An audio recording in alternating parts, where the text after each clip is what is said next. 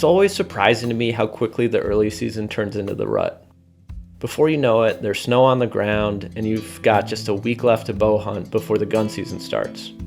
My buddy Josh Dahlke and I had this plan to tag mature bucks early in the season on the property we lease in northwest Wisconsin. Our idea was to tag out before surrounding hunting pressure really kicked in. Our plan worked mostly. He killed a nice buck, I kept on hunting. Looking back on how the season played out, here's what we did right and what we did wrong. Well, it has been quite an archery season. These last couple of weeks I've hunted really hard through the rut and had a couple close encounters.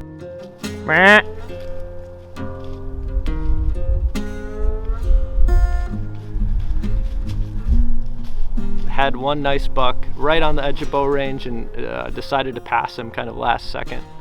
Wasn't able to get a bigger mature buck in range, and probably am gonna have to eat this tag.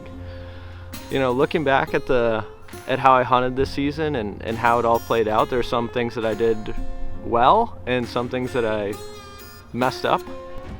One of the things that I did really well, looking back at how we hunted this property, Josh and I worked on this, and from the beginning of the year all the way through the end, is we really watched the weather and watched the wind direction and had a good setup of stands for every wind and every condition.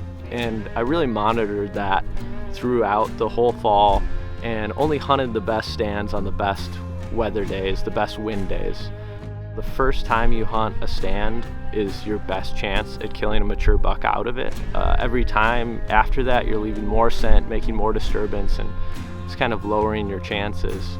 So we really tried to take that to heart and, you know, watch that weather carefully. And because of that, I didn't blow out many deer this year. I didn't get busted a lot. And that resulted in a lot of really good hunts. I saw deer every time I went out. I saw a lot of deer most times I went out. Lots of young bucks and some big bucks kind of off in the distance.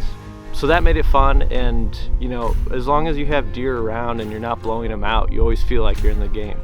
We had a couple bad breaks, I guess, which everybody has every deer season. I get it. It's part of the game. One of the biggest bucks that we had, and I was really hunting, was killed by the neighbor. So good for him, but too bad for us. And then another one of the big bucks that we had that I was really targeting actually broke off half of his rack this year. I don't know if he got hit by a car, was fighting with a bigger deer, but I ended up getting that buck in bow range. And you know, if he survives this fall, he's gonna be a giant next year. One thing that I messed up, or one thing that I definitely would have done differently, is I would have been a little more adaptive throughout the season. I would have changed setups as the rut progressed a little bit. I saw a lot of deer activity and adjusted as I went, but I was always kind of one step behind what the deer were doing. I would see deer, for example, on this hardwood ridge behind me, and I knew it was a area that deer were using, but I kind of thought that I could hunt bucks coming in and going out of it on either end of it. And it really wasn't until the end, like these last couple days, that I got in there and got right on the ridge and saw that in reality it was the main travel corridor for the whole property. And I should have just trusted the map and kind of trusted the data that we were putting down and just rolled the dice and got in there right away. You know, had I done that, maybe I would have gotten a mature buck in bow range. But either way, I wish I would have been a little more aggressive. And I wish I would have just got on the hottest sign right away and hunted it right away. The upshot of all this is that I learned a ton about how deer use this property, and I've logged all those little nuggets, all those little wins and losses in Hunt Stand. And we have all that information now for next year. Hunting this property, I think, is only going to get better and better. It's a bummer to not kill a mature buck. That was the goal. And I came up short on that, but in the end, the point is to come out here and have fun and get better, and that's what I definitely did this fall. It's bittersweet. It's been a great season. It's wrapping up now. It's going to turn to the gun season, and that's just a huge change in how much hunting pressure there's going to be and what the deer are doing.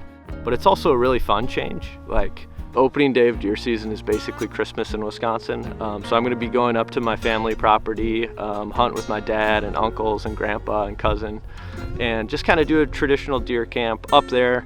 We just, we don't hold out for big bucks. We just, shoot whatever decent buck comes by, have fun.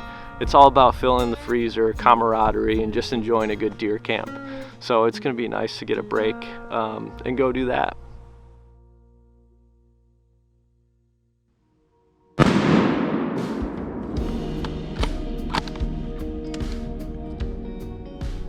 I just shot at a buck going through this heavy cover back here. He was kind of chasing after a group of does, and I knew there was a buck back there just the way that the does were acting, but they came right by me and kind of spooked. And then sure enough, a buck kind of came and skirted by, and I think it was a good shot.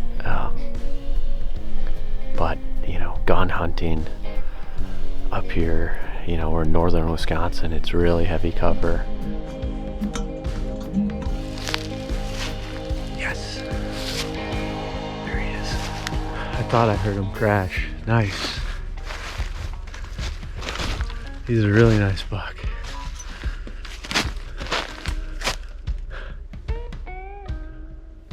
This is how I end all my deer seasons, is just coming back, hunting our deer camp, northern Wisconsin, just heavy timber, lots of deer, and man, it's fun. It's my favorite thing to do each year, and this morning it was just a perfect morning. It worked out, and this guy came through and he walked into one little window and I made a good shot, and here he is.